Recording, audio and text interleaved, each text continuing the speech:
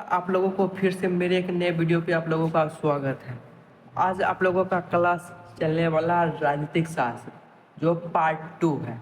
इसमें और है कि भारत में सामाजिक विभाजन, क्या भारत में सामाजिक विभाजन इसे देखते हैं। पहले इसका परिभाषा, हमारा भारत में सामाजिक विभाजन क्या है, कैसे की क्या स्थिति है इसका।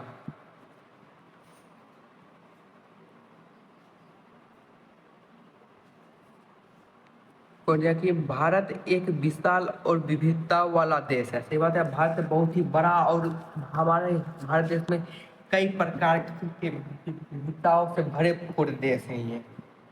यहाँ धर्म, जाति, भाषा, क्षेत्र, संस्कृति आदि के आधार पर लोगों में विभिन्नता पाई जाती है। हमारे भारत देश में जाति के आधार पर, धर्म के आधार पर, भाषा के आधार पर, क्षेत्र के आधार पर, संस्कृति के आधार पर इन सभी लोगों के बीच में विभिन्नता पाई जाती है। वह लोग अपने काम को या अपने धर्म के आधार पर वह बांट लेते हैं और अपने क्षेत्र को भी वह बांटते हैं। मेरा क्षेत्र ये है, उसका क्षेत्र है। इन्हीं विभिन्नताओं के कारण समाज कई भागों में बटा हुआ दिखाई देता है, जिसे सामाजिक विभाजन कहते हैं। जब समाज में जब जाति धर्म के आधार पर जब लोगों का जब बंटवारा हो जाता है तो उसी सामाजिक विभाजन कहते हैं। हालांकि सामाजिक विभाजन के प्रमुख आधार जो जिसके कारण वह विभाजन होता है समाज में, पहला पॉइंट है कि जाति के आधार पर समाज में विभाजन होता है, धर्म के आधार पर भी समाज में सामाजिक विभाजन होता है, भाषा के आधार पर भी, क्षेत्र के आधार पर भी और आर्थिक स्थिति के आधार पर भी समाज में सामाजिक विभाजन होता है। सामाजिक विभाजन का परिभाषा दिया गया यहाँ फिर से। जब समाज के लोग जाति, धर्म, भाषा, रंग, क्षेत्र आधार पर अलग अलग समूहों में बंट जाते हैं तो इसे सामाजिक विभाजन कहते हैं। तो कि जब समाज के लोग जाति, धर्म, भाषा, रंग, क्षेत्र आदि के आधार पर वह अलग अलग बढ़ जाता है, वह अपना क्षेत्र एक समूह अपना बना लेते हैं कि ये मेरा समूह, ये उसका समूह है, तो उसी को क्या कहते हैं, सामाजिक विभाजन कहते हैं।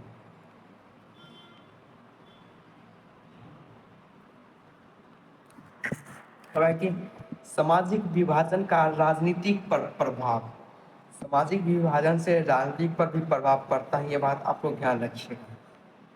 इसमें कहता है कि समाज में जाति, धर्म, भाषा आदि के आधार पर लोगों का बंट जाना सामाजिक विभाजन कहलाता है। इस बात फिर से वहाँ रिपीट किया गया कि समाज में जाति, धर्म, भाषा के आधार पर लोगों का बंटना ही सामाजिक विभाजन कहलाता है। इसका राजनीति पर गहरा प्रभाव पड़ता है। कई राजनीतिक दल वोट पाने के लिए जाति और धर्म का सहारा ले लेते हैं। तब आप भारत में जो जितने भी राजनीतिक धर्म है उसमें से जो अपने कास्ट के जो है वो अपने कास्ट को वह अपने बातों वाणी को उसके अंडर करते हैं और उससे वहाँ से अपना वोट ले लेते हैं अपने कास्ट खास करके, और दो धर्मों के बीच वह लड़ाई भी करा देते हैं। वही लिखा है कि कई राजनीतिक दल वोट पाने के लिए जाति, धर्म और धर्म का सहारा लेते हैं। इससे समाज में तनाव बढ़ जाता है। मतलब जो तनाव बढ़ने में मतलब कि जब दो समूह के बीच कोई तीसरा आकर उसको लड़ाएगा, झगड़ा करेगा तो उससे समाज में तनाव बढ़ता है, दुश्मनी बढ़ जाती है। लेकिन इससे कमजोर वर्ग को अपने अधिकारों की आवाज उठाने का मौका भी मिलता है। मतलब जब नेता जो आते जो वोट मांगने के लिए वह पूछते ना कि तो इधर क्या विकास नहीं हुआ, इसमें जो जितने कमजोर वर्ग, जितने मीडियम क्लास फैमिली से व्यक्ति है वह अपने अधिकारों की आवाज़ उठाते हैं और बोलते कि इधर ये प्रॉब्लम है, ये प्रॉब्लम है। अतः वही बात हो जाता है सामाजिक विभाजन लोकतंत्र को प्रभावित करता है।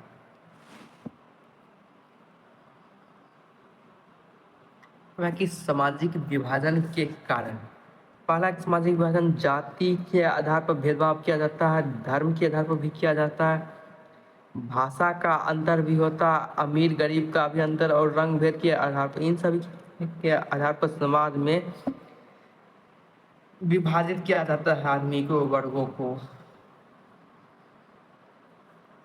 बाकी सामाजिक विभाजन के परिणाम जाति, ये सॉरी ये पॉइंट दोनों पॉइंट ये रिपीट हो गया।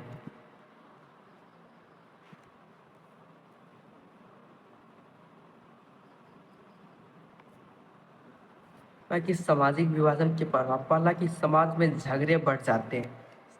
समाज में तो दो समूह के बीच झगड़े बढ़ जाते हैं और राष्ट्रीय एकता कमजोर हो जाती है। तो राष्ट्र में जो एकता, जो सभी राष्ट्र के बीच व्यक्तियों के बीच जो लगाव था वह कमजोर पड़ जाता, वह रूढ़िवादी हो जाते व्यक्ति कि राजनीति प्रभावित करती है इन सभी दंगे और हिंसा हो सकती है। दो समूह के बीच लड़ाई झगड़े भी हो सकते हैं राजनीतिक स्थिति के कारण।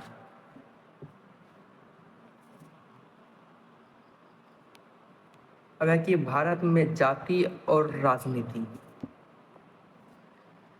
भारत में कई राजनीतिक दल जाति के आधार पर वोट मांगते हैं। दलित और पिछड़ी जातियों को आरक्षण दिया गया ताकि उन्हें बराबरी का अधिकार मिल सके। भारत में राजनीति का दल का एक महत्वपूर्ण ये जो दिया गया है कि संविधान में जो जितने भी व्यक्ति है भारत में, जो गरीब अमीर जितने व्यक्ति वह चुनाव लड़ सकते हैं, वह राजनीतिक दल में भाग ले सकते हैं, वही राजनीतिक दल के आधार पर वह वोट मांग सकते हैं। दलितों और पिछड़ी जातियों को आरक्षण भी इसमें दिया गया कि वह जो जीतता है उसको, जो पिछड़ी जाति और दलित जाति उसको आरक्षण दिया गया। जो खास करके महिला को, हमारे भारत देश में महिलाओं को आरक्षण अधिकतर रूप से दिया जाता है ताकि उन्हें भी बराबरी करने का अधिकार मिल सके।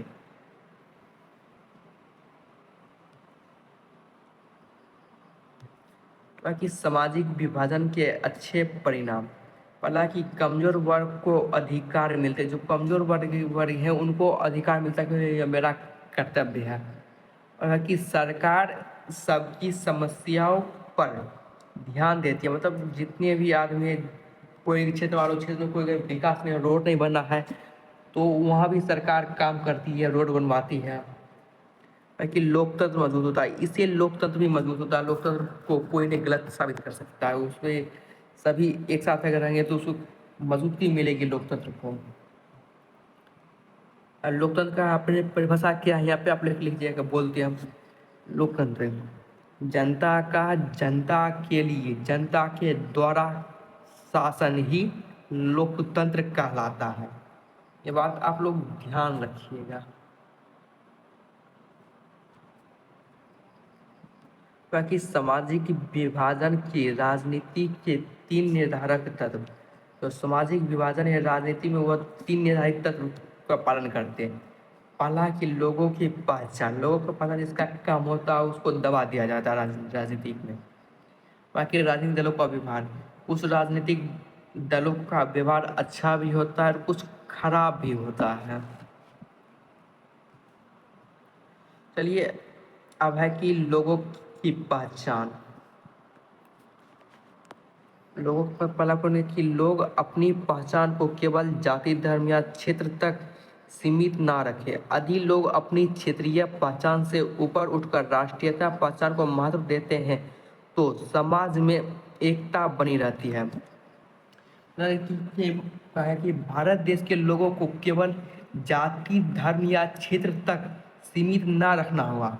यदि लोग को अपनी क्षेत्रीय पहचान, मतलब अपना जो क्षेत्र है, जो अपना जो रहते जहाँ उनका जन्म स्थल है, उनसे ऊपर उनको बढ़ना है तो राष्ट्रीय पहचान को महत्व देते हुए वह समाज में एकता बनी रहती है। मतलब वह व्यक्ति जो अपने क्षेत्र के साथ साथ जो राष्ट्र हो उनको भी महत्व देते हैं, तो अपने राष्ट्र को महत्व देते हैं। सभी व्यक्ति उसमें एक साथ और राष्ट्रीयता की भावना से रहते हैं, तो ऐसे में वहाँ समाज में एकता बनी रहती है, जिससे लोगों की पहचान भी बनती है कि ये क्षेत्र नहीं, ये क्षेत्र सही है।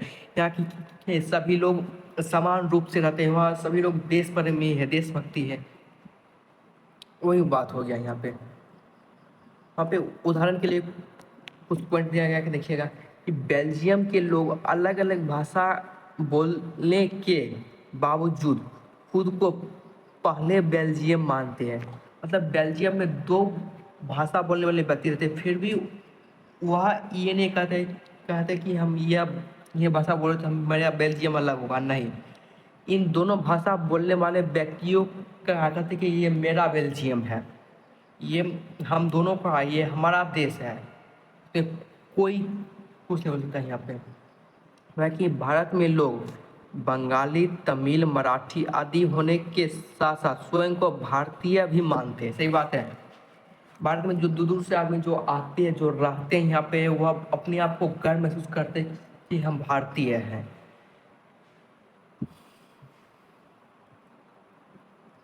इसमें कुछ पॉइंट दिया गया फिर से नीचे में कि इसलिए बहुस्तरीय पहचान को राष्ट्रीय पहचान का हिस्सा मानना आवश्यक है।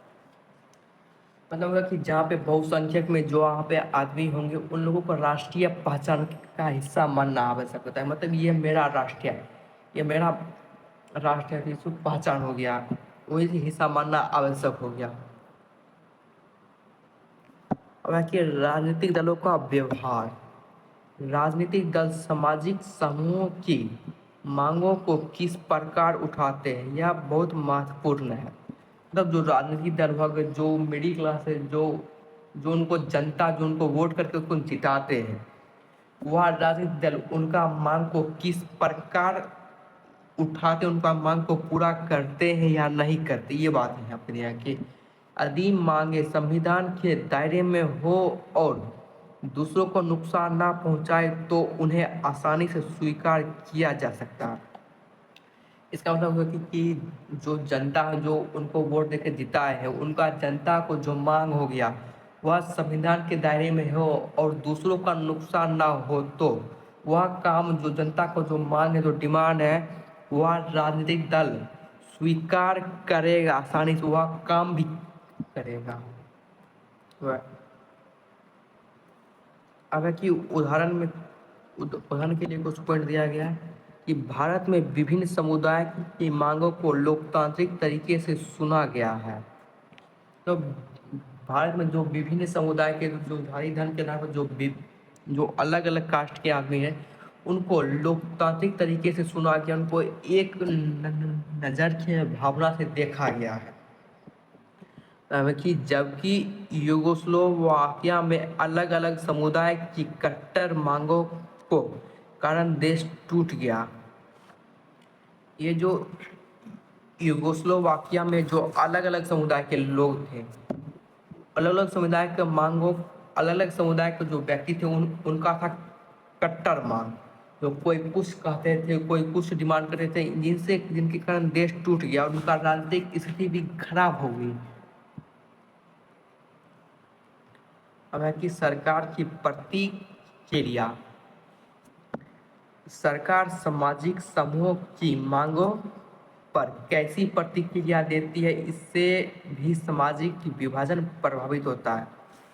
तब समाज की जो समूह, जो समाज में जो वर्ग है, जो सरकार से जो अपना हक मांगते हैं, उनके हक पर कैसी प्रक्रिया रहती है, सरकार काम करते हैं या नहीं करते, वो बात यहाँ पे दिया गया है कि यदि सरकार न्यायपूर्ण मांगों को स्वीकार कर सबको समान अवसर देती है तो समाज में सामंजस्य बना रहता है।